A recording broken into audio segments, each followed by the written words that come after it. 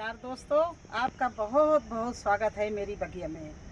दोस्तों, जब करेला का पौधा प्लांट इतना बड़ा हो जाए और उसमें ये देखिए फूल आने लगे, ये देखिए सब फूल आने पे हैं इस समय, ये फूल आने लगे तो आपको एक काम कर देना चाहिए, आपका प्लांट फूलों से भर जाएगा। क्योंकि अगर आपने सब्जी बोनी है तो इनके बारे में जानकारी ज़रूरी है कि किस प्लांट को कौन सी चीज़ डालनी है फूलों के समय, या उनके फूल जब आ रहे हैं, झड़ रहे हैं, पत्ते पीले पड़ रहे हैं और जो करेला लग रहे हैं वो भी पीले होके झड़ रहे हैं या टेढ़े मेढ़े हो रहे हैं। कई सवाल भी मेरे पास आप लोगों के आते रहते हैं कि बताइए मैडम मैं क्या करूं, मेरे करेले का फूल लगा है, फल आया है लेकिन पीला होके झड़ गया है। तो दोस्तों, ये सब गर्मी का असर है, कुछ गर्मी का असर है, कुछ पौष्टिक तत्व का असर है, ना पौष्टिक तत्व की कमी का असर है, कुछ आप लोगों के पानी देने का असर है, जो आपके यहाँ फल भी आ रहे हैं और वो पीले होके झड़ रहे हैं। तो जब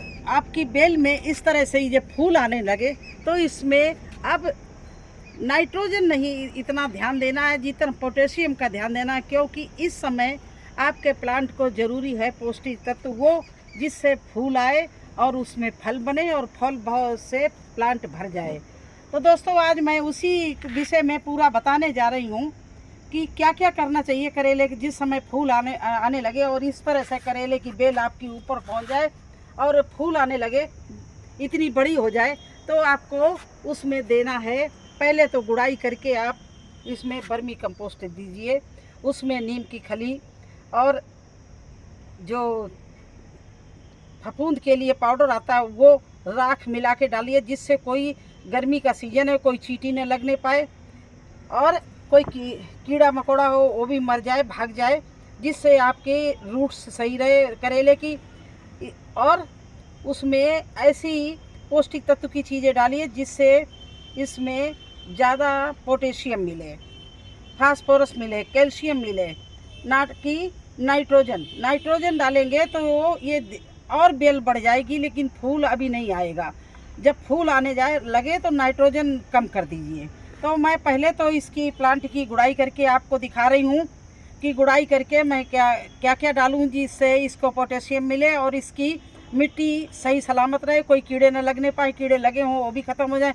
इसके बाद दोस्तों मैं डालूँगी इसमें, इस समय सबसे ज़्यादा ज़रूरी है वो है आलू का रस निकाल कर, आलू का पानी, क्योंकि उसमें भरपूर मात्रा से पोटेशियम होता है।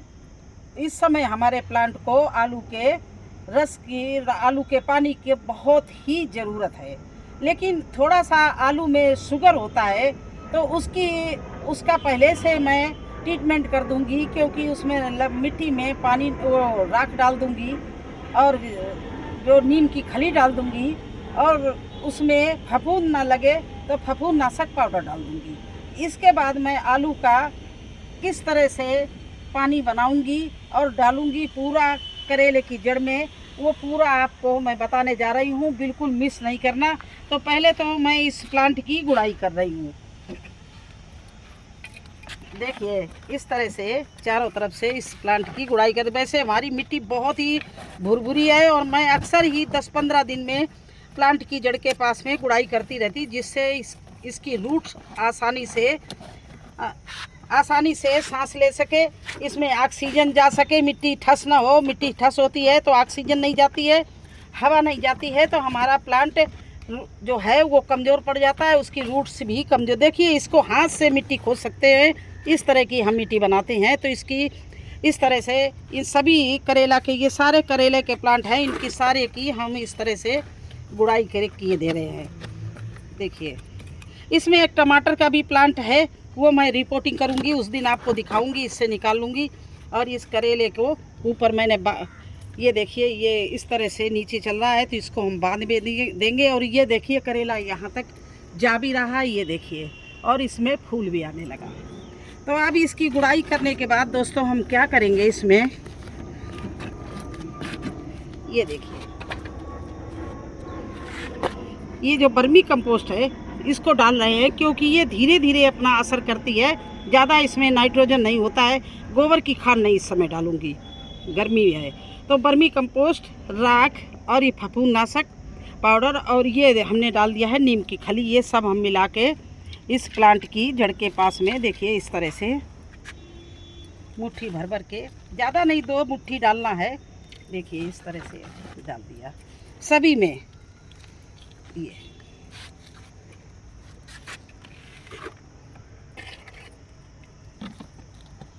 इस तरह से ये चीज़ें डाल दी। अब क्या करना है दोस्तों, अब आलू का मुझे पानी बनाना है। तो दोस्तों देखिए ये है आलू। आलू इस समय बहुत डालना जरूरी है। जितना आप भर भर के पानी डाल रहे हैं उतना पानी ना डाल कर आप पौष्टिक तत्व के लिक्विड बना के, खाद बना के आप डालते रहिए। छिलके, कभी कभी केले के छिलके का, कभी ये आलू का, कभी प्याज का, इन चीज़ों को बना के डालिए तो पानी की कमी उतनी प्लांट को महसूस नहीं होगी। वो पीला नहीं पड़ेगा, उसके पत्ते नहीं झुलसेंगे, उसके फूल नहीं खराब होंगे, उसके फल नहीं खराब होंगे। तो आलू को छीलेंगे नहीं छिलका सहित, बल्कि इसके छिलके भी बहुत अच्छे, अगर आलू के छिलके अलग रख के पीस के डाल दो वो भी बहुत अच्छा पोटेशियम का काम करता है। ये प्राकृतिक स्रोत है आलू का।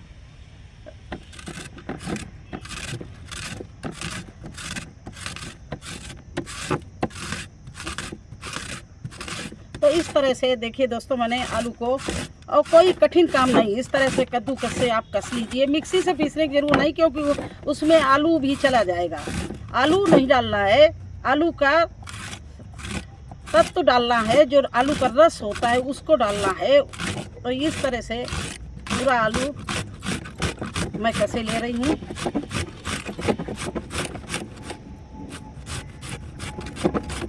देखिए इस तरह से पूरा आलू कस लिया और ये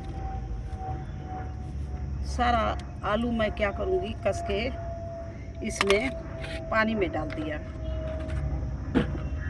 ये 1 लीटर के करीब पानी है। एक आलू बड़ा था तो इसमें मैंने इसको डाल दिया। अब इसको मैं 10-15 मिनट के लिए छोड़ रही हूँ। तो 15 मिनट बाद दोस्तों ये देखिए आलू ने अपना रस पूरा छोड़ दिया है। इसमें सत होता है वो पूरा छोड़ दिया। देखिए इस तरह से। अब इसको हम गिलास में छान रहे हैं, किसी में भी छान लीजिए। ये देखिए गिलास में छान लिया है और इसका ये देखिए इसका ये कलर बन गया। अब दोस्तों इसी तरह से आप इसमें और पानी नहीं मिलाना, क्योंकि इसमें हमने 1 लीटर में केवल एक आलू डाला था। तो इसको ज़्यादा नहीं डालना, हम स्प्रे नहीं कर रहे, हम जड़ के पास डाल रहे हैं। तो इतना ही पानी सही है इसके लिए। अगर हमें स्प्रे करना था तो इसमें हम आलू इससे 5 गुना पानी ज़्यादा डालते, क्योंकि वो डायरेक्ट पत्तों पर डाल रहे हैं। ये मैं जड़ के आसपास डाल रही हूँ, गमले में डाल रही हूँ, मिट्टी में डाल रही हूँ, तो इसका असर इतना तो होना चाहिए। देखिए आलू का सत्व ऊपर आ गया, ये देखिए। एप्सम सॉल्ट इसके सामने क्या होगा, ये जो आ गया है। अब देखिए इसको हम इस तरह से प्लांट में अप्लाई करेंगे। ये जड़ इसकी देखिए ये है, और मैंने आसपास ही जहाँ पर खाद डाली थी, खाद के ऊपर ये डाल दिया। इस समय खाद इसलिए ज़रूरी डालना है क्योंकि राख, खासकर राख और नीम की खली, जिससे थोड़ा सा इसमें मीठापन होता है, गर्मी है, चींटियाँ न लग जाए। तो दोस्तों इस तरह से मैं पूरा पानी छान कर अपने जितने भी करेले के प्लांट है, मैंने अभी आपको वो करेले के पास नहीं ले गई जो हमारा पुराना है, जिससे हम हार्वेस्टिंग कर रहे हैं, क्योंकि मुझे आपको नए प्लांट दिखाना है कि जब इतना बड़ा प्लांट आपकी बेल हो जाए तो आपको क्या क्या करना है। मेरी बात ढंग से आप लोग सुनिए।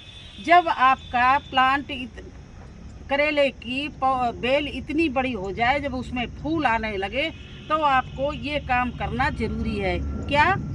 पहले तो उसकी गुड़ाई करना, फिर उसमें सारी खादें मिला के डालना, इसके बाद आलू का इस तरह से सत निकाल डालना। अब देखना 1 हफ्ते बाद इसका कमाल आपको मैं दिखाऊंगी, इसकी अपडेट भी दूंगी। ये करेला जो ऊपर तक गया हुआ है, इसकी डालें फूल से और फल से भर जाएंगी।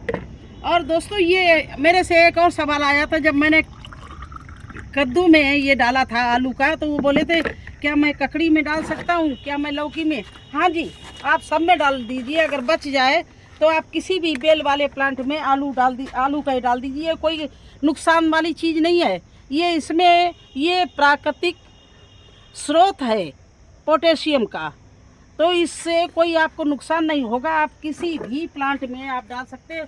और देखिए इस तरह से चीज़ आपके यहाँ फल लगेंगे। कद्दू देखा मैंने, कद्दू में डाला था आलू का, और ये कद्दू का देखिए फल ही फल लगा। उस साइड में बहुत लगा, बहुत मैंने हार्वेस्टिंग कर ली। तो इस तरह ये तो मैंने छोड़ दिए पकाने के लिए कि चलो पक जाएंगे तो रखे रहेंगे, नहीं ख़राब हो जाएंगे। इतना कौन कद्दू खाता है।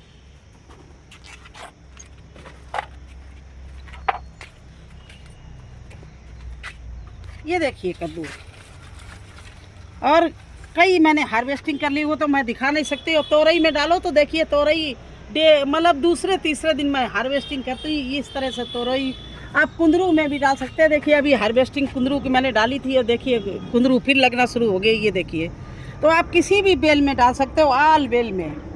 तो आलू आपको कभी भी कोई चीज़ में नुकसान नहीं करे। मैंने आपको बताया जो भी फूल और फल पे आने लगे बेल, उसमें आपको ये देना है।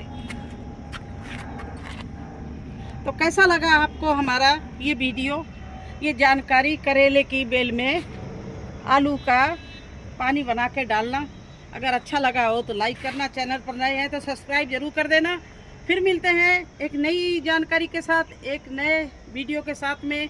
और मैं इसी तरह से आप लोगों को जानकारी देती रही। अगर कोई किसी का कोई भी सवाल हो तो आप लोग बेधड़क हमसे पूछ सकते हैं, हम सभी को जवाब दूंगी और बताऊंगी। अगर कहीं भी आप लोग बागवानी में अटक रहे हो, मुझे तो 20 साल हो गए यही काम करते करते, हर सीजन की सब्जियां बोते बोते। तो फिर मिलते हैं अगले वीडियो में, तब तक के लिए आज्ञा दीजिए, धन्यवाद।